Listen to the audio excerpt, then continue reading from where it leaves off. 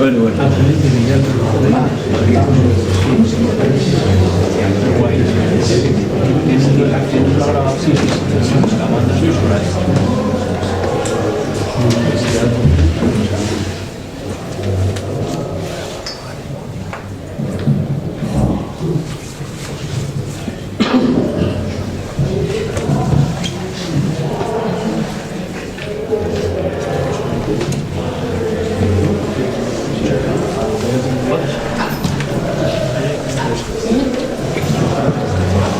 Buenas tardes.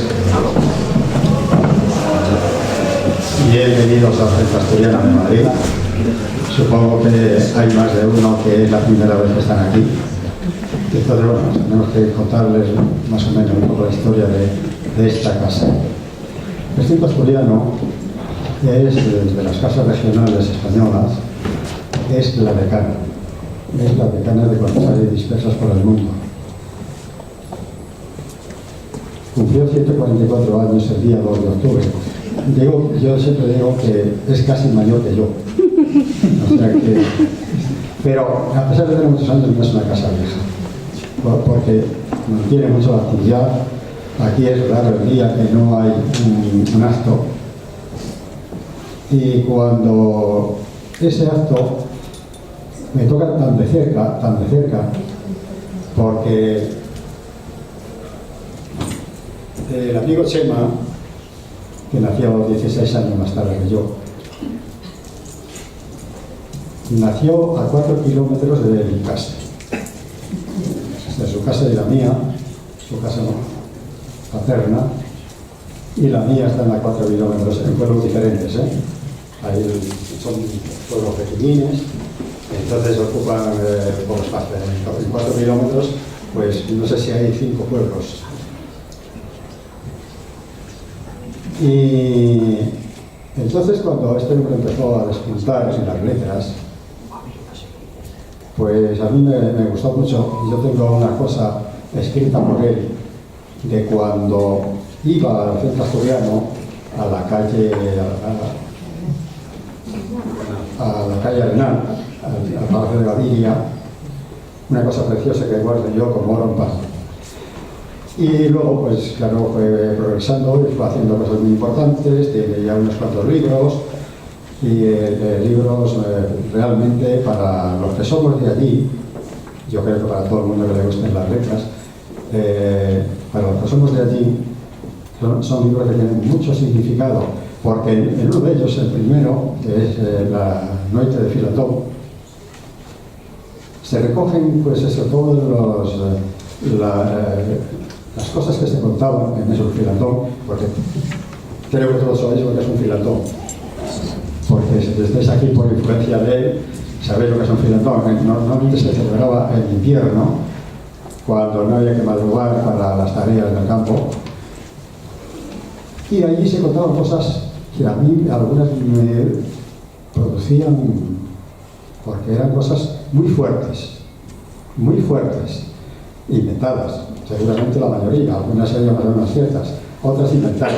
Y lo que él escribe, seguramente, pues están en la misma tela, que sí, él habrá escuchado algunas, no muchas porque tú eres muy joven, y ya Filantón empezó a dejarla. Pero sí, además llegó la televisión que mató todo eso. El Filantón tiene como enemigo a la televisión, porque la televisión entretiene a la gente, todo el mundo queda pendiente de aquello que hay allí, y se pierden muchas historias, se pierde, pues eso, lo que es la comunicación social, que en los filantones se daba muchísimo. Bien, vamos a ver. Vamos a centrarnos en el acto de hoy. Y entonces, yo solamente, eso es, decir que Chema nació a 4 kilómetros de mi casa, justamente delante de la casa de sastre, porque en las casas muchas de ellas es un oficio, carpintero, el sastre, de herrero, tal. Otros son el apellido, termina Benez, como es mi caso, de Menendo Menéndez, y eso es así.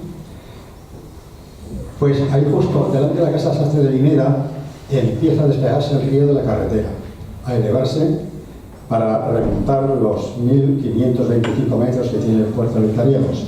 Justamente delante de tu casa, la casa de tus padres, empieza a despegarse la carretera del río. Sí, es así. Y bueno, y luego pues yo de él no voy a decir nada más porque me va a regañar Roberto González, que es de León, pero yo paso muchas veces por delante no de tu casa, no sé cuál es, pero en tu pueblo. Es Palacio del Sí, en León. Y él es el que va a hablar de Chema, es el que sabe mucho de él, conoce mucho de historia, y además, ya que le paga para venir a darlo, pues le haga el trabajo, no voy a hacer solo yo. Entonces, yo sí diré que Roberto Quevedo González Quevedo es hijo de poeta. Su madre era una poetisa de renombre en sus tiempos. Y él, pues no sé si por eso también se quedó un poco apegado a las letras. Él es filósofo, antropólogo y lingüista. Actualmente es miembro de la Academia de la Lengua en Oviedo. Entonces, no voy a decir nada más que esto, porque si no vamos a hacer el acto demasiado largo. Así es que, sin más, te cedo la palabra. Muy bien.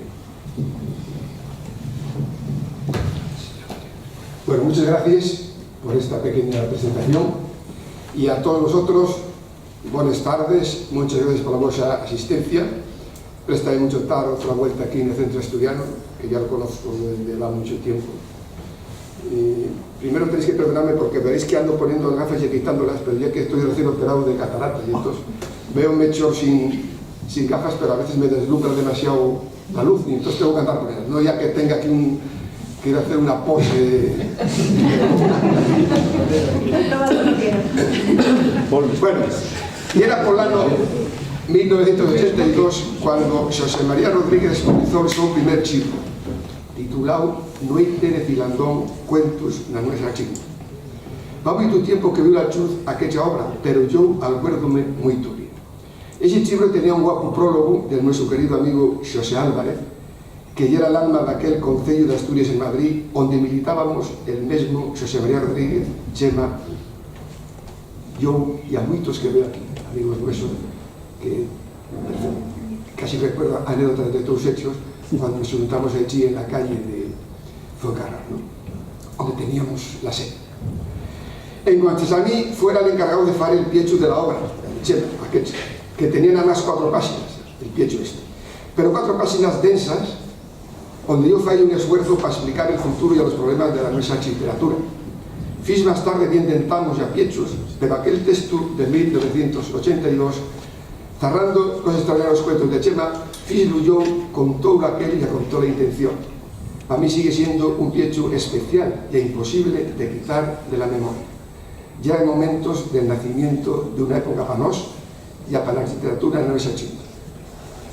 Al año siguiente, en 1983, apareció el segundo libro de José María Rodríguez, Xoan Canas, Niñal de Alcurdanzas, donde se confirmaba a Chema como gran escritor. Outra obra excelente, con prosa moi bien feita e apestosísima para cheere. De manera que quedaban así para la posteridad 2 obras importantes por demás. Anos máis tarde, 2005, fíxose unha moi cuidada edición de entrambos libros e un ano antes viera a luz outra gran obra de moitas páxinas onde se contaban historias del tiempo escuro de la guerra civil, tiempos de nubia. Chema siguió escribiendo artículos y cuentos y así nos orechou también más tarde la obra El Canto Bar. Al poco de expolizarse Noite de Filandón, ya Xoan Cándanas ni a Talcurtantas tuvimos que pasar por las orcas caudinas de la nueva ortografía por patriotismo y a por bien del consulto de la literatura, y el resultado fue que aquel consulto de barcos hubo, bueno, anos nos que se publicaron más libros occidentales que de las otras partes. También poco a poco fueron volviendo a navegar otra vez barcos de aquella flota, pero con otro trauma un poco metido en un cuerpo. Con este camino libro que tenemos hoy,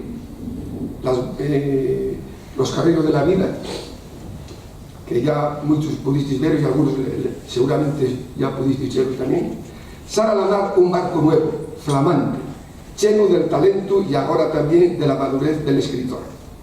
Ya sabíamos que Chema escribe moito bien, pero agora certifica de feito esa verdad, con unha prosa pausada, de orfebrería, con a cadencia literaria moito guapa que dá al paso del tiempo, cuando la memoria reconstruye los carreiros de la vida. Esta obra ya muy valoratible en moitos aspectos. Atrae la atención del lector desde el principio, disfrútase de todos los matices de las palabras y de las historias, y recuperas el placer por la lectura, cousa que non sempre se dan nas obras escruvizadas nos tiempos carreiros. Amar todo hecho, los que pasemos vitalmente por aquellos tiempos na zona rural, muchos de vosotros, sentímonos muy identificados con los diferentes capítulos del Chile. El dolor y la angustia por la existencia, la medrana que nos afogó por peligro de los animales y a la gente, las trastadas, los misterios que siempre nos llamaban la atención, las mentes oscuras, el proceso de tomar conciencia de nuestra estirpe, el maestro, los curas, el tiempo de ser monaguillos, la aventura de despachizar a escondidiechas, y a muchas otras experiencias que van hermanándose y asumiéndose a nuestra memoria, compartiendo aquellas vivencias esenciales. Ese era el primer mundo, el mundo primeiro, un mundo entalador e primordial, ese que queda espetado na fiesta con máis fuerza e que non esquecemos en xamas, el regueiro del que venimos. Pero despois vino a segunda parte e vinieron outros mundos, onde el circo de la vida esparlíase de manera inevitable. Salir de Vinera e chegar a disfrutar de la villa, de Cangas, onde había cine e instituto e entamaba outra etapa decisiva, la adolescencia. Tiempo onde alita a esperanza del amor que non se escaece e onde se sale al estranxeiro para saborear aquello que prohibían aquellos tiempos, güey incomprensibles, de la censura y a la represión. El círculo vital va enganchándose, llegando así a la experiencia que tantos vivimos de la pensión en la ciudad, la pensión famosa, en este caso un Diego, onde hai unha amistad que va semando el desvolvimiento por la política y al interés por la nuestra chingua. Las consecuencias de la represión política van a la par del conocimiento de otros autores de nuestra chingua, como ya el caso de Eva González, al que ya se hizo referencia y que también hay referencia en el libro, y a otros autores con los que se identifica Chema, de algunos más allá de las chinas de la demarcación administrativa. Chema deixou Cangas e Asturias para quedarse en Madrid, aunque jamás rompió la cintura con esa chingo, ya con una sola tierra, donde sigue teniendo vivienda y pasa unos buenos traitos de experiencia prestosa. Madrid ya es la tercera etapa, donde conoce otros aspectos del mundo total. Fai falta adaptarse a la gran ciudad y a los sus problemas, habitando de los amigos asturianos y a las visitas al imprescindible centro asturiano, donde estamos. Yo también estudié en Madrid, talmente me veo a mí mismo cuando se cuenta la vuelta en autostop, llegando a casa al escurecer. Veo mentalmente a mí mismo al conocer las historias de vida de gente que viniera de fuera, especialmente de Sudamérica, con sensaciones nuevas, no siempre prestosas. Escribe Chema que la vida veía bien hasta ese día cabeiro y remedio. Recuerdo de una anécdota de cómo un día estábamos en el local de Concello falando de cómo explicar en asturiano lo de la parca, la muerte, ¿no? Y tuvo una idea brillante, tenemos que llamar la gadañera. Muy guapa la expresión. Siempre sentió este autor la chamada de la creación literaria, y a esto veis en su obra, feita con pasión y con un enfoque que sale de muy dentro. Nunca hay nada más real que las palabras, dice, las palabras son la vida, porque los feitos reviven con las palabras, y también el pensamiento. Efectivamente, no hay duda de que el mundo está lleno de palabras. Esta obra sale de un convencimiento muy fondo que alita en el ser del alma de Astur, que en la época del lutuero de la vida ya cada día más consciente de que la vida y el sendeiro de ir y a venir, de ida y a vuelta. Abro comillas, porque son palabras de Chema. Concibo la vida como un camino de ida y vuelta. Abandoné la casa materna, cuidei de paisaje y de cultura, conocí otros países, otras civilizaciones, y sin embargo, lo que forxou meu carácter foi mantenerse siempre apegado al meu pasado asturiano, amarrado no puerto cada vez que el temporal cabalgaba sobre las olas embravecidas para después salir a la mar con rumbo norte. Esas eran las palabras de Chema, y yo ya voy terminando. Al ir pasando por sendeiro dámonos cuenta de que lo que vale ya el presente, efectivamente, lo real, pero no hay presente en sino un camino feito.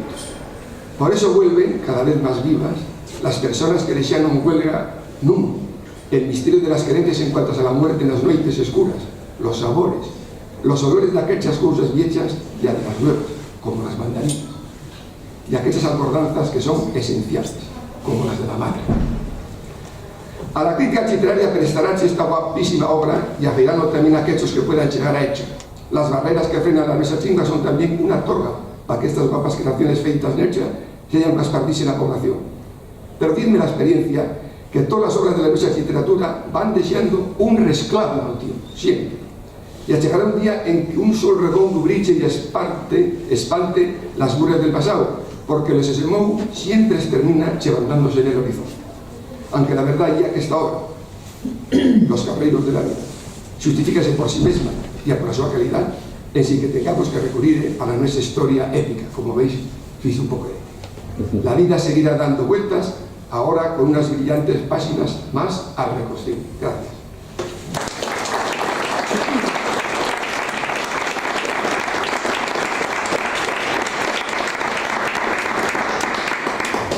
Bueno, y ahora voy a hacer unas entrugas a Chela, a ver qué nos dice. Ya, por supuesto, penséis vosotros también, porque después podéis también entrugar al mismo tiempo. Bueno, una pregunta un poco trivial que seguramente te la hicieron muchas veces, pero aún así quería planteártelo otra vuelta. ¿Por qué escribes en la escena occidental, aunque por cierto en el libro hay una versión electrónica también que podemos ver en castellano online?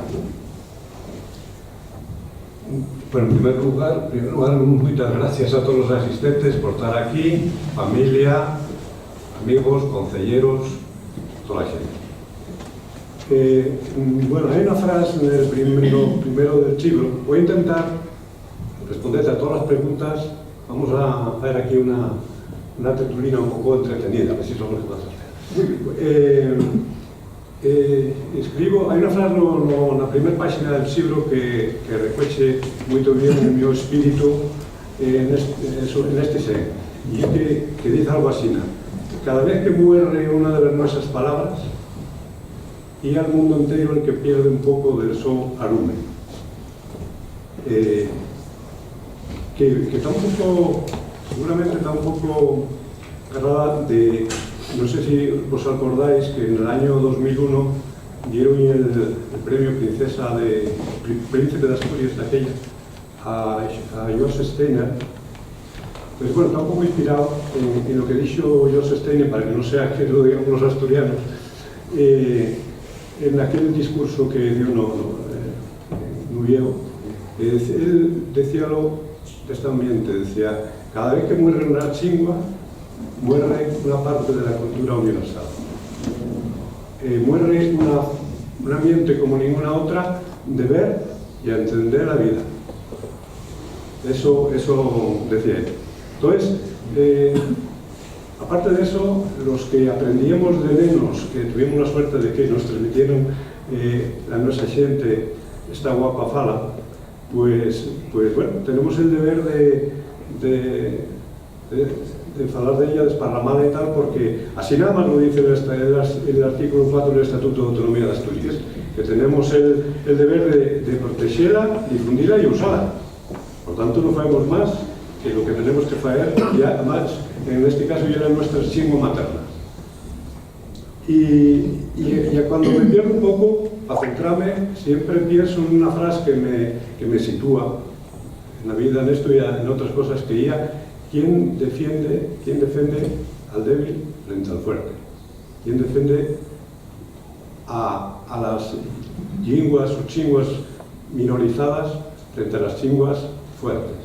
Entonces, en este caso, creo que nos corresponde un poco, mientras podamos y como sabemos hacerlo, seguir escribiendo todo lo que podamos en asturiano y sobre todo en el nuestro Vietnam. Muy bien. Hay una cosa que quería que esclarearas con Chela, porque es muy importante. Entonces, sí, quiero no perder ningún matiz de lo que te preguntas. ¿Hasta qué punto los 30 pasajes que se incluyen en las 3 partes del libro contienen elementos biográficos? Faigo de esta entruga porque evidentemente este libro é unha obra literaria, e a literatura feita dende la ficción e a la creación. Prestaríame que explicaras esto. Bueno, voy a empezar parafraseando a García Márquez, que decía en Vivir para contarla, decía: la vida no es lo que uno vivió, sino lo que uno recuerda y cómo la recuerda para contarla. Y en ese cómo la recuerda para contarla, ahí está encerrada la narrativa misma, o sea, la idea de la narrativa misma, porque los registros de la memoria van guardándose cosas que son verdad y otras cosas que no son tan verdad, por no decir mentira, pero que bueno, vas registrándolas ahí así, y después de mucho tiempo estás convencido que son verdad. Entonces, incluso fallando un guiño a Xoán Bello, amigo y escritor que murió este verano, él no el libro más conocido de la historia universal de Panicero, sino en los cuarteles de la memoria, decía una frase, me prestó un grito y anotéila, decía: no sé lo que me pasa, pero últimamente no recuerdo más que mentiras. Quiero decir con esto que en el fondo la narrativa, o sea, la frontera, las chindes entre lo real y a lo imaginario, entre lo real y a la ficción, son muy porosas. Y hay un trasiego, yo creo que de continuo, entre ambos mundos, entre el mundo real y el mundo imaginario, y a todo eso, con el tiempo va registrándolo la memoria. Entonces después, cuando sale esa narrativa, pues yo creo que sale esa mezcla. Por tanto, entre algunos sí son biográficos, otros no. Y además esta frase, permitidme, voy a contar una anécdota de algunos son biográficos, otros no. Recuerdo una anécdota de un amigo del Concello de Onís que me contaba que, bueno, cuando allá, pues llegara por su pueblo un cura que ya era muy mujeriego, muy mujeriego. Entonces, al cabo de un tiempo, empezaba a correrse por el pueblo de que todos los negros que nacían en la parroquia eran fíos del cura. Entonces pues, coño, hasta que cuando llegó el rumor del cura, pues, digamos cosas, pero en el siguiente sermón, desde el púlpito, advirtió a la gente: a ver, ando escuchando que andan diciendo por ahí que todos los negros que nacen en la parroquia son fíos míos. Dice él: vamos a ver, puede que algunos sí, pero todos no. Esto lleva que lo que tú me entrugas, quiero decirte, hay algunos que son biográficos, pero todos no.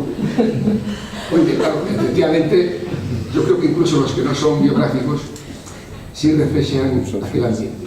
Sí, también quería añadir, porque tenía aquí una cosa notadina, siguiendo porque para mí García Márquez,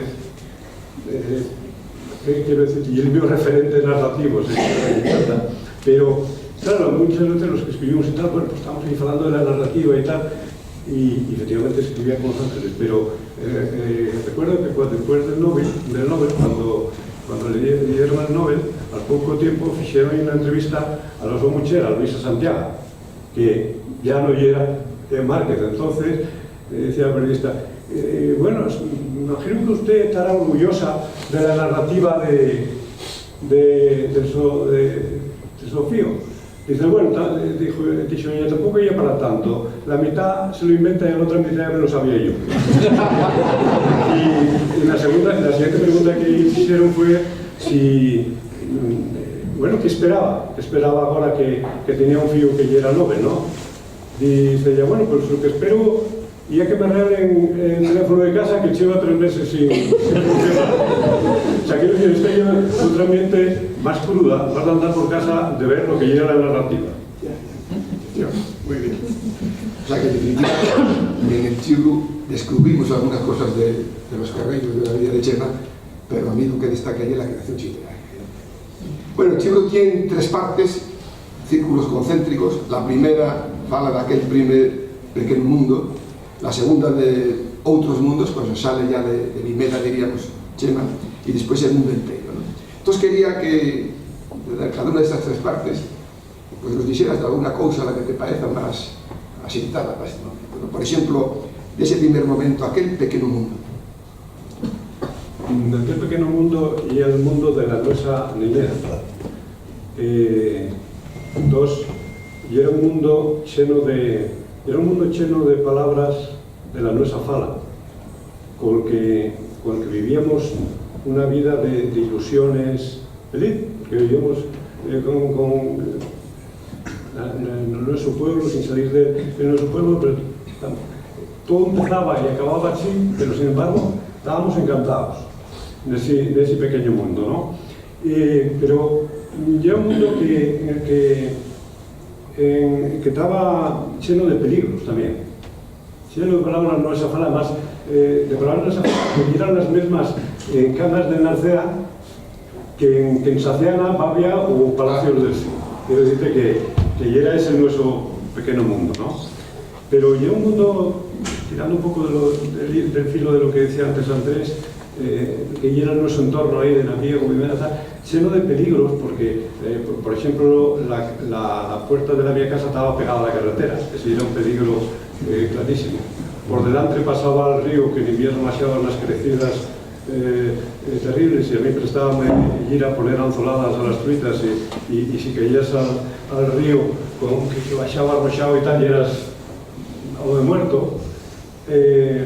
Y era un mundo también de prospección, de experimentación, de manifiesto, pues, y de trastadas, de argao, porque yo, o sea, prender fuego al pueblo y esperar a ver qué pasaba y tal, y cuando ya el fuego estaba llegando a las casas, pues esas cosas que yo creo que todavía sigue siendo un misterio, que cerróse el cielo de un color prieto cardoso y cayó una tormenta, unas sorreadas increíbles, y además, según cuenta el pasaje, pues la gente quedó un poco siempre pensando en ese momento, porque llegaba también, caían sorreadas de formigas analonas, así dejaron el paisaje totalmente cubierto de ese color prieto ya cardoso.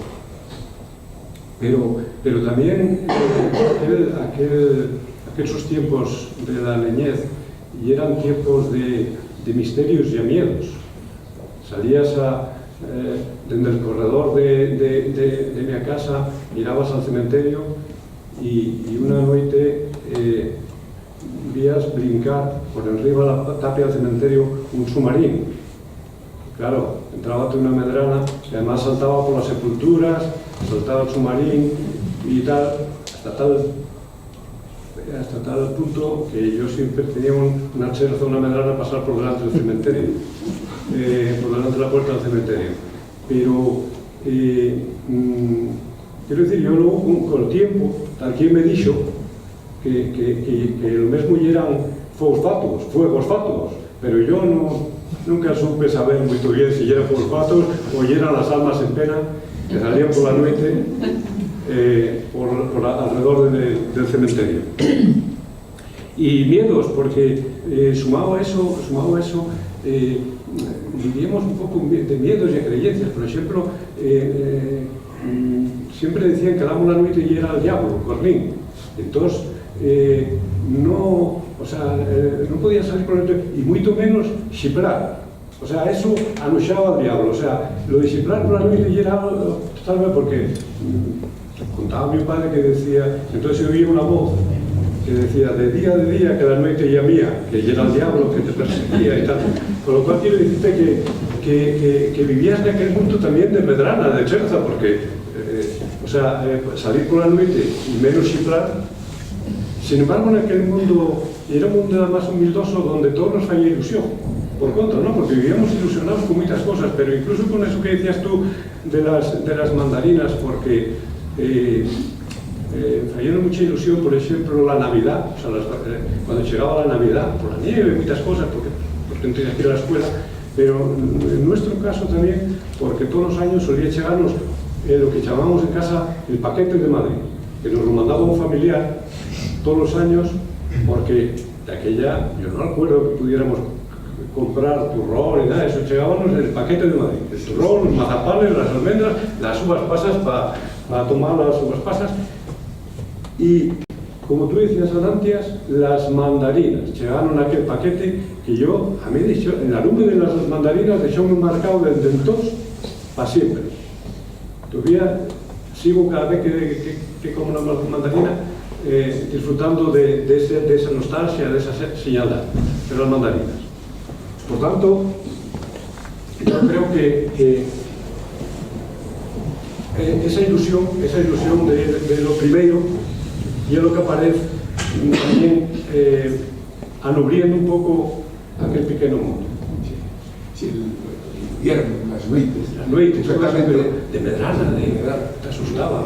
El maestro que yo tuve en Palacios, don Severiano, hubiera puesto una escuela en Vimeda. Coño, estaba casado con una de Vimeda. Casándose con Lola. Me acuerdo, les conté un día que un día de invierno había mucho frío y era un catarro tremendo y ya únicamente pudo sanar con coñac. Contaba aquella cosa de que, bueno, aquellos tiempos de Vimedas. Después ya vienen otros mundos. ¿Sí? Para otros mundos, claro, como tú decías antes, y era cuando ya un día sales del pueblo. La primera vez que sales del pueblo fue en este caso para ir al cine con mi padre, una vez para 125, recorrer una carretera,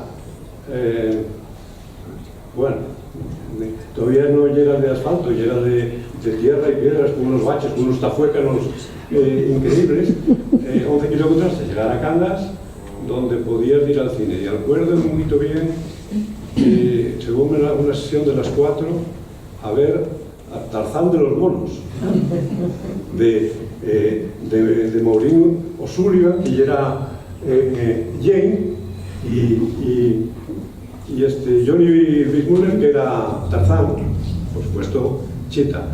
Pues también me quedó a mí Tarzán de los monos. Después vi muchas veces la película de Tarzán. Esa fue la primera vez que salí de Vimeda.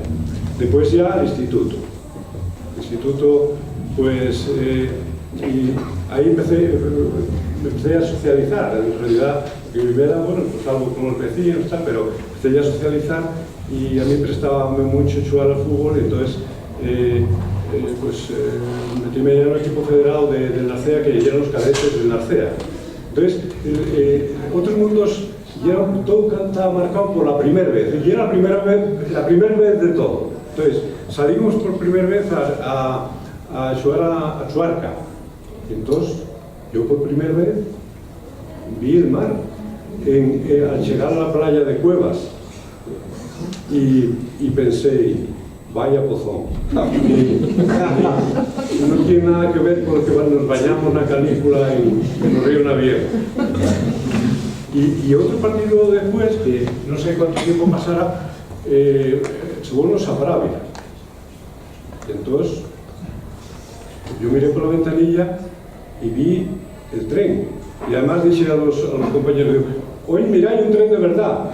Porque los que yo vi hasta ese momento y eran los de las películas del oeste en blanco y negro en la televisión. Que por cierto, ya tardíamente, porque en aquel pequeño mundo la televisión no llegó hasta los que yo tenía 12 años.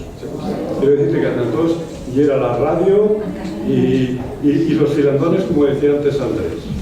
Entonces, a eso hay que sumar después ya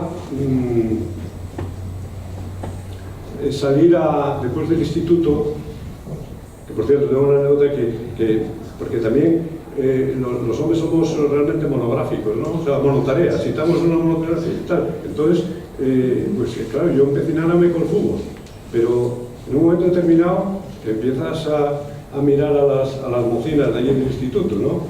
Y entonces, claro, las dos cosas, complicado, con los recreos y a la hora de la chata y tal, o una cosa u otra. Bueno, pues ya empecé a desear un poco el fútbol y tal, y un día la secretaría, yo creo que vi a la moza más guapa del instituto, y por mediación del compañero mío de pupitre empezamos a mandar misivas que no contestaba. Pero curiosamente, cuando ya casi, algunas en prosa y otras en verso, mandaban ya versos también, escribíamos a medias y tal, y que no contestaba. Y era de Pola de Allande. Pero curiosamente, teníamos una intermediaria que era la que mandaba llevarlos. Un día retornó una misiva. Bueno, abrir sobre, nervioso, saqué el papel que ponía en letras mayúsculas: deixa de darme el tostón. Entonces eso fue del instituto. Después ya, la primera vez que salgo al extranjero, en este caso al sur de Francia, pueblo que se llamaba Saint-Gaudens, pero estaba cerquina, a unos 80 kilómetros así de Toulouse. Entonces, yo con un amigo, y un día decidimos ir a acercarnos a conocer Toulouse y tal, y coño, mira por donde que estaban en las carteleras anunciado el último tango de París, también de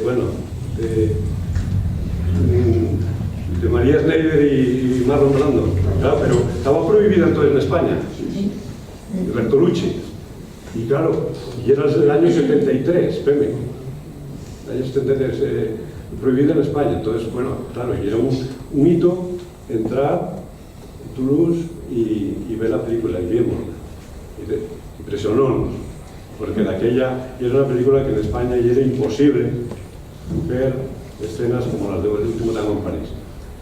Y de ese viaje, acuérdame que regresé con dos hallazgas importantes para Cangas, con una revista pornográfica y con el LP de Paco Ibáñez en el Olimpia de París. Las dos cosas estaban también prohibidas en España, por lo cual pasé con mucha cherda no maletero del coche. A las dos cosas, a los dos charlas saqué mucho rendimiento del instituto. La primera, alquilábala a 100 pesetas por semana. Y el LP de Paco Ibáñez, pues curiosamente un día confiscómelo el profesor de ciencias, que recuerdo el nombre, don Ginés. Pensé que todo lo contrario, lo que estaba deseando y era escuitado él que no lo tenía. Y entonces se va a los laboratorios de ciencias, se ponían los lobachín ahí en un laboratorio y tal, y estábamos todos ahí encantados porque, claro, los demás nunca escucharan a Paco Ibáñez y tal. Y creo recordar que saqué buena nota y no estoy convencido que fuera solo por el examen, creo que Paco Ibáñez. Bueno, y finalmente... Ay, perdón. No, una cosilla más, porque además tengo mucho interés que después llegas a la universidad y ahí realmente fui donde yo agarré una cierta conciencia, primero política y después asturianista. La política, porque tenía un compañero de pensión que estaba politizado de aceite, entonces tenía todos los días ahí a la hora de comer con la política, y la conciencia asturianista fue porque, curiosamente, agarrando el filo que dices tú antes, cayó en mis manos el gole de Xoanín, de nuestro amigo José Álvarez Fernández y tal, para mí ha hecho impresionante. Y poco tiempo después, en la universidad también, pero ya aquí, que cayó en mis manos el tu primer libro, ya de Eva, la tu madre, ya poetisa, poesía de cuento en la nuestra chingua, a mí fue impresionante porque estaba escrito con las mismas palabras, vamos a decirlo así, del mío pueblo, que ya era el todo. Sí, sí. Pero quiero decirte que para mí eso, y entonces eso fue el germen de la mi conciencia asturianista. Muy interesante, Chema. Y entonces llegamos al tercer círculo ampliado, el mundo entero. Pues el mundo entero, lo que yo noté a la hora de escribir, y seguramente por pase de los que lo leéis, ya que el libro veis pesando. Veis pesando desde las ilusiones, desde la fantasía, veis pesando hasta las realidades.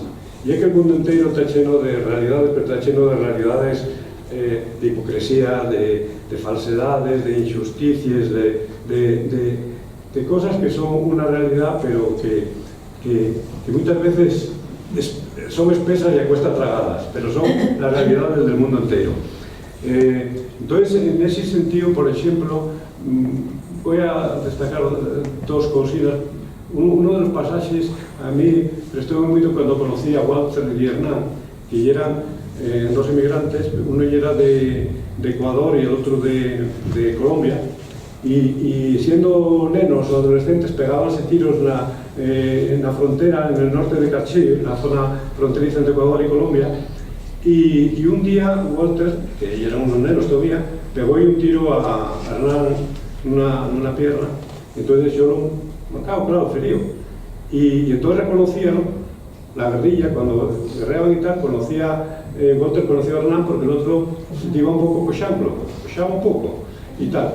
Y bueno, pasaron los años y los dos, sin saber uno del otro, decidieron migrar, y migraron los dos a España. Y curiosamente, asentándose los dos en un pueblo de aquí del norte de Madrid, que ya Galapagar, que muchos de aquí conocemos. Y entonces, curiosamente, como vivían en el pueblo, pues un fin de semana, coño, Walter reconoció a Hernán por un poco que tal, todavía había quedado con el perfil, como ya eran tantos años allí y tal, y reconocerlo. Y atrevióse a ir a hablar con él. Hicieronse ya miles de kilómetros, quedaron varias veces y hicieron amigos en Galapagar. Y estaban entonces había un punto de la construcción y estaba trabajando en la construcción, pero llegó un momento que la cosa se vino por abajo y quedaron en el paro. Entonces uno de ellos, no sé si fue Walter Hernán, vio que había un anuncio para alistarse en el ejército español. Y entonces, pues apuntándose los dos para el examen, hacer la prueba y tal. Y agarrarnos. Fíjate, las ironías del destino, que de pegarse tiro en la frontera entre Ecuador y Colombia, acabaron juntos trabajando en el ejército español. También quería resaltar así, porque a mí más por un ser que conozco a través de un gran amigo, Jaide, que dio un ejemplo de dignidad, porque esta ya era curiosamente, ya era la secretaria de Pepín Fernández, de Andrés, que seguro que tiene mucha historia, sabe que primero fue Sederías Carretas, donde empezó Pepín Fernández, y era de Grau, primo de Areces, y después fue la Galería Especial. Entonces ella tuvo de secretaria, y claro, llegó la guerra, y Pepín Fernández pues marchó para Francia, y quedaron aquí, y eran dos asturianos, el típico lobby asturiano, que cuando volvió Pepín Fernández se diría Carretas, al control me echó cuando marchara. Y ni siquiera andaban por aquí. O sea, ese punto asturiano de decir, vamos a sacar adelante. Bueno, el caso es que esta mujer, Jaide, que era la secretaria de Pepín Fernández, y era muy linda. Entonces, cuando la guerra, pasaba mucha fama, vivía en la calle, que está al lado del cuartel del ejército, la calle, está aquí, bueno, no me acuerdo ahora el nombre, pero pues ya cuando estaba acabando la guerra, pasaba un camión de los sublevados con soldados y tal, y ella iba con su hermana y tiraron unas latas de conserva, y entonces, claro, la hermana iba a agarrarla, pero ahí de que ella me pegó una patada a la lata de las sardinas y tal, y quiso que ni se le ocurriera agarrar la lata de sardinas y tal. Esta mujer, fiel a las suas ideas, creencias o no creencias, quiso ser enterrada no cementerio civil. Fue enterrada en el cementerio civil, y ahí figura al lado de personajes ilustres como Pío Baroja o Blas de Otero, o por decir uno más, Marcelino Camacho. O sea, así. Y a mí prestóme también que a la vera de la súa tumba había otra de un ateo, un machino y tal, con un epitafio que decía, por fin estoy en la nada más absoluta.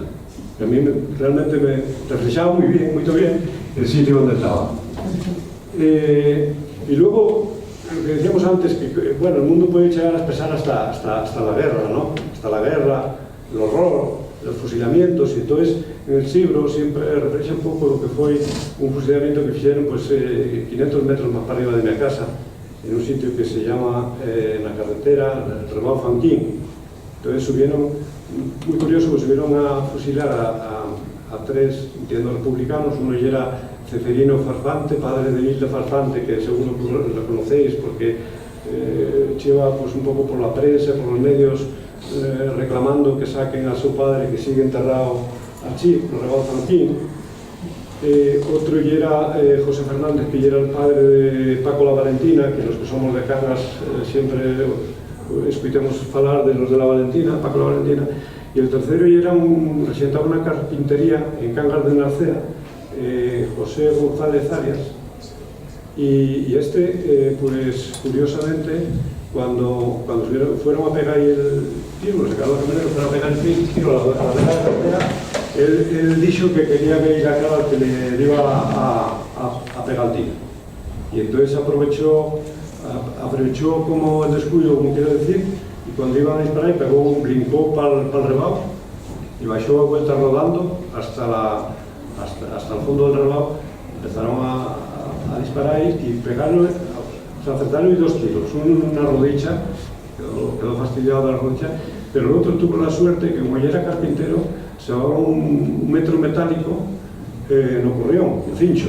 Así, y fixéronse el metro metálico y eso salvóse la vida. Claro, el hombre quedó ahí escondido, tiróse un día escondido así entre los matorrales de Avián, después pasó por la cabana que había, pero claro, pero que ahí iban al contrario, y entonces por la noche bajó por el río abajo, por ver al río, y claro, llegó a la primera casa a pedir auxilio, y curiosamente ella era de mi familia, mi abuelo y tal, una casualidad. ¿Qué quiero reflejar? Aquí yo reflejaría la humanidad, porque no era una cuestión, vamos a decir, de ideología y tal. Mi abuelo no sabía si el otro era de que era ni tal, pero pidióle auxilio y a mi abuelo Dios. Y escondieron a aquel hombre ahí en casa y tuvieron curándolo y dándole de comer durante 14 días. Hasta que llegó un comunicado del mando militar de Cangas de Narcea, que fuera tomada el 22 de agosto del 36, y esto que estamos hablando fue, el fusilamiento fue el 12 de septiembre del 36, pues 14 días después llegó un mando para Vivera, para el alcalde del pueblo, que decía que andaba buscando a una persona huida de la justicia, y que si alguien lo tenía oculto, si alguien lo había ocultado o lo tenía escondido en su casa, que sería justicia a toda la familia. Esto fue verdad. Mi padre, que fue a la junta vecinal, volvió a casa, pues, como decía un amigo mío, que se temblaban las calandracas y pálido. Y bueno, pues aún así tuvieron unos días más y ya vieron cómo sacado allí, porque ya estaba un profesor de la rodilla, que la tenía fastidiada y tal. Y bueno, no digo más. Hay un pasaje del libro que refleja esa historia y un poco lo del mundo entero, ¿no? Cómo se mezcla el horror, la injusticia, todo. Un mundo espeso. Muy bien, Chema, yo fixiste unas cuantas intrugas. Muy guapas. Y ahora yo creo que conviene que tú mismo empiezas una cousa más. Ya, por supuesto, espero que puedas ser también algunas chiñas, algún texto de este chico tan guapo. Bueno, pues sí, puedo ser aquí un pasaje muy cortín, pero sí que me presta por una cosa que decía antes Andrés, porque el primer amigo que yo fixe cuando llegué a Madrid, le llamábamos el Mangao.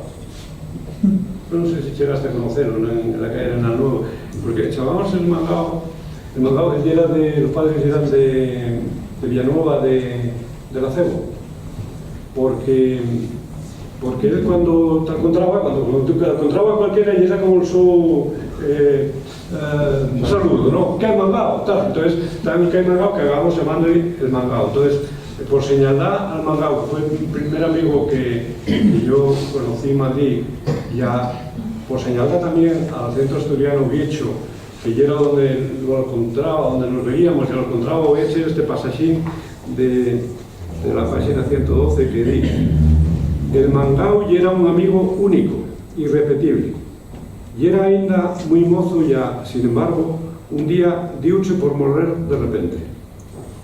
Cuando me enteré de la su muerte, había dado unos días que lo enterrara.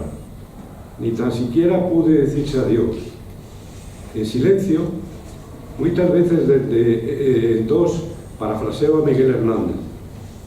No perdono a la muerte enamorada, no perdono a la vida desatenta, no perdono a la tierra ni a la nada. Con él aprendí a querer Madrid. Siempre decía que Madrid resonaba na súa alma como un diapasón. La identificaba como un sonido, el sonido del bullicio de un día cualquiera. Con él aprendí también a conocer mejor a las personas. Siempre decía que se conocen de igual modo a las de la clase rica que a las de la clase pobre, con la diferencia de que en un caso te atopabas con la hipocresía y en otro con la sinceridad. Fai pouco, una tarde, pasei por casualidad por la calle Arenal y al verme otra vuelta ante el gran portón de madera del número 9 decidí entrar. Nada ya era igual. Los espacios de antano formaban parte agora dun gran bazar. Emburreado por la señaldad, subí al primer piso, atravesé la puerta y fui de auto al salón de los espejos. Estaba pichado. Dende el pasillo, imaginé el seu interior.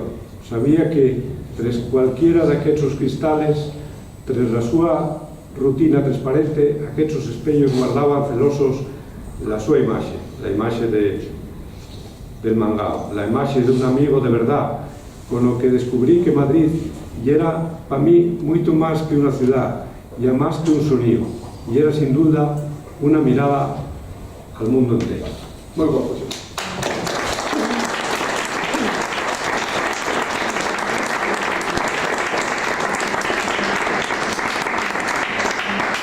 Bueno, e agora, se os que estáis aí delante de nós queréis falar alguna entruga, pois ya é o momento, alguna cousa que queráis preguntar a Chema. O a Roberto. Bueno, mientras van pensando lo que van a preguntar, yo creo, pero además es la verdad, que los abajes están todos sacados de la realidad. Y es difícil que haya dos curas con el mismo problema y con la misma contestación. Y yo te voy a... ¿Conociste a Silindrín? Sí, yo. Bueno, Silindrín... Muchas anécdotas de él, o sea que no tenemos aquí muy... Tenía una fama bastante mujeriego, De hecho, era otro capellán del hospital y tuvieron que echarle porque siempre llegaba cuando la paciente estaba desnuda. Bueno, pues a tenía fama de eso. Una prima le preguntó: oye, Santiago, ¿es verdad que tienes tantos hijos como los que dicen por ahí? Dice, bueno, algunos sí, pero tantos como dicen no. Pues igual, oye, y que tú no me contaste esta anécdota, que yo era uno de Onís, el que me la contó. Bueno, pues mira, habría más pruebas. Bueno, si me quiera preguntar. Yo simplemente te puedo decir que Silindrín, la imagen que tengo de él, que tenía una enfermedad neurótica, por lo menos ya de mayor, y tenía una lambreta. Y entonces cuando entraba al revésín, entonces un día estaban arreglando la carretera, había un montículo de piedra de la que iban a echar la carretera, bueno, que no sé cómo está, para arreglar la carretera. No sé qué pasaba, la neura que tenía ese día, puso la lambreta de un lado de la carretera, puso en un ton y Dios seguía tirando piedras a la lambreta. O sea, que tenía esa cura que ya era bastante singular. Bueno, él vino para San Julián. Sí. Y de ahí le echaron, por estas cosas le echaron de allí y fue para el Naviego. Él resulta... Yo era monaguillo entonces, cuando él fue allí, yo era monaguillo. Y él, en la consagración, cuando con el cáliz, no, la Sagrada Forma no rezaba, pero con el cáliz entraba en éxtasis. Y claro, imagínate, éramos dos monaguillos detrás de él, nos miramos, nos echamos a reír. Bueno, vamos bien de tiempo. Sí, hombre. Porque si, oye, porque ya que dices eso, si queréis, puedo contaros una anécdota que vi en un libro, creo, Nada, muy avanzado de esto, porque yo también fui monaguillo, ¿eh? Y en este caso era que había, a mí me da un cura que ya era un poco, como muy, quiero decir, muy serio, muy disciplinado, muy cura, vamos a decir, nunca le quitaba la sotana y todo esto. Entonces, había un vecino de un pueblo cercano, no voy a decir el nombre ni el vecino, pero que fue a bautizar al Fío Noveno. Al Fío Noveno, estoy hablando ahora, acordándome de ese bautizo, que después tuvo 13, con lo cual quiero decirte que... Entonces, este cura, que era como de estos seleccionador, muy asesor y tal, a la salida del pórtico pues acercóse al paisano y dijo, bueno, tal, hay que ir parando. Y dijo el paisano, acuéstese usted con ella a ver si se aguanta.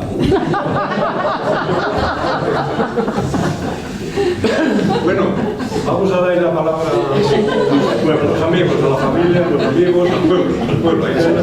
He visto una mano por ahí. Te lanzo pregunta, te la podría haber hecho en casa, pero creo que no podías hacer en casa. me levanto.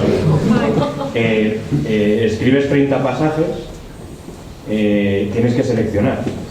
¿Tienes la sensación de haberte dejado algo, entiendo que quieres hacer un libro más o menos breve, no lo quieres hacer de 500 páginas o de 1000? ¿Tienes la sensación de haberte dejado algún pasaje en el tintero? Yo creo que sí, pero por si quieres aprovechar. Pues mira, oye, querido Miguel, te agradezco la pregunta, como se suele decir, porque efectivamente hubo un comentario por eso también la pregunta de Roberto al principio, como que esto no era biográfico, porque solo biográfico o autobiográfico, que en realidad no son unas memorias. Y siguiendo lo que me preguntas, Miguel, porque, hombre, unas memorias de 180 páginas no desmerecen mucho. O sea, si ya que escribes unas memorias tendrían que ser de 700, 800 páginas, que es lo que se lleva para hacer unas buenas memorias, ¿no? Por tanto, efectivamente, esto no son unas memorias. Y dicho eso, si yo tuviera que escribir pasajes, podría escribir muchísimos pasajes. Algunos ya nos salieron aquí de forma oral, cosas que podían convertirse en pasajes porque, como decíamos antes, pues curiosamente los registros de la memoria, no sé cuántos gigas tienen los registros de nuestra memoria, pero creo que muchos gigas de memoria, porque efectivamente podemos guardar, sobre todo a mi edad, podemos guardar muchísimos pasajes de la vida que después ya solo depende de saber darle la narrativa adecuada, pero por supuesto que se pueden escribir muchísimos más pasajes. Por tanto, esto no tiene ningún interés en competir con las memorias del rey emérito. No son... De hecho, por complementarlo, creo que salgo un par de veces, pero en mi memoria no entra en esos pasajes, entonces no sé si hay discrepancia o yo era muy neno como para tú sabes en un pasaje que además fue verdad, esto fue verdad, fue verdad porque bueno, con tu nombre, porque tú venías del colegio y querías hacer la primera comunión, que no estáis bautizados, querías hacer la primera comunión, y entonces tu madre y yo habíamos decidido que no había bautizo y no había. Y entonces tu madre convenció de que, bueno, que en vez de la primera, que no te preocuparas, que íbamos a hacer la común unión y que íbamos a invitar a todos tus amigos a hacer una fiesta del copón que era la común unión. Y entonces así se hizo. Después tu hermano no nos reclamó nada, por tanto ya no se hizo común unión. Y curiosamente en ese pasaje, que no sé por qué, un día que bajamos, que vosotros no os acordaréis, estábamos viendo el Palacio de Oriente, y entonces era cuando estaba Rouco Varela con aquel problema de la memoria histórica y tal. Estaba Rouco Varela por allí, entonces estaban las cámaras de televisión esperando que saliera Rouco de allí. Y entonces, como en un momento determinado, como yo que le enfocaba las cámaras y tal, para despistar tal, no sé por qué se vino hacia nosotros y le preguntó a Miguel, dice, ¿verdad que tú también crees en Jesús? Y claro, como mis hijos no son nada Jesús, nada, dice, no, yo que creo en mi amigo es Javi, que es el que mejor me llevo. Esto fue verdad, Muy bien, bueno, yo también hicimos la lectura, pero a ver, ¿alguna pregunta más? O ya está. Oye, Chema. Sí, que tienes que terminar.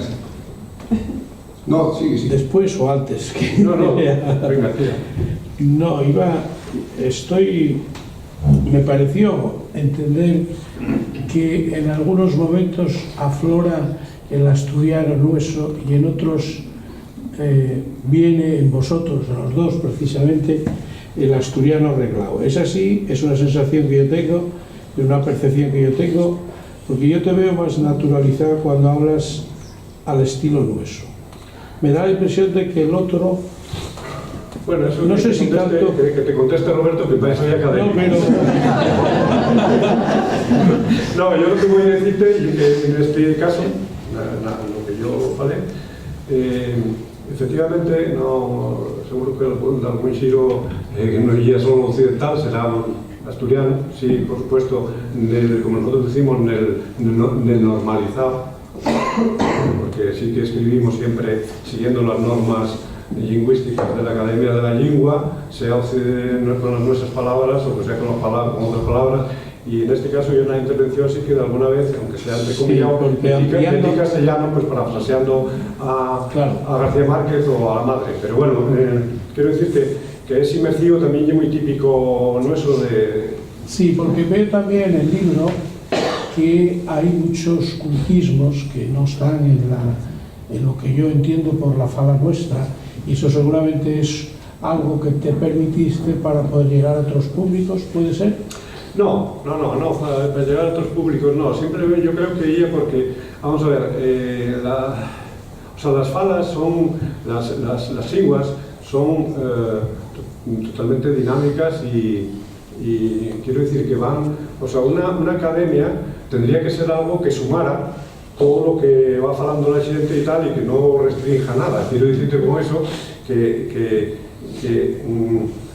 una lengua minorizada como la nuestra, que no hay otra para hablar de las nuestras cosas, digamos, del entorno asturiano y tal, pero también no pasa nada, como fai el castellano o fai cualquier lengua del mundo que vaya medrando y agarrando neologismos, palabras de otras lenguas, de otros idiomas, porque ya es normal, porque la nuestra sin duda, pero el castellano está lleno de términos tecnológicos que tienen anglosajones, porque ya es normal que no los teníamos antes, tenemos que decir pues gigas, o tenemos que decir megas, o tenemos que decir software. Eso Cangas no lo tiene. Y entonces, claro, en Cangas, en aquel pequeño mundo no había ni software ni hardware, nada más había una pequeña radio Philips en las esquinas del escala, que ya es la que escuchábamos por las noches, y el filandón que decía Andrés. Muy bien, gracias Joaquín por la entruga. Yo me acuerdo al oírte una comparación muy guapa que había un gran filósofo austriaco, Ludwig Wittgenstein, de los más estudiosos más importantes de lo que es el lenguaje humano, y decía cualquier idioma, ya como una ciudad, tenemos unos barrios que son con calles rectas, barrios nuevos, pero después hay un cogocho, que es la ciudad vieja, y ahí las calles son retorcidas, hay matices, y eso siempre se da en el ser humano. Otra cosa, siguiendo con esto, tú, por ejemplo, imagínate que llevas hoy la editorial del País o del ABC a un paisano de Guadalajara que hubiera ido poco a la escuela. ¿Va a reflejarse él en eso que ve en la editorial del País? No, es castellano, pero un castellano ya pasado por filtros científicos, periodísticos, etc. Ya prácticamente, y el paisano igual no se entera. Quiero decir que nosotros, evidentemente, salimos del del nuestro embrión, el cogocho de nuestra chingua, y queremos que la chingua sea algo más que eso, nada más, porque se iba a quedar como algo que ya nadie tenía en cuenta. Ahora bien, si a eso lo conviertes en una chingua de verdad, donde seas quien asimilar otros aspectos conceptuales de pensamiento, entonces eso sería una chingua de verdad. Y eso sería lo que queremos.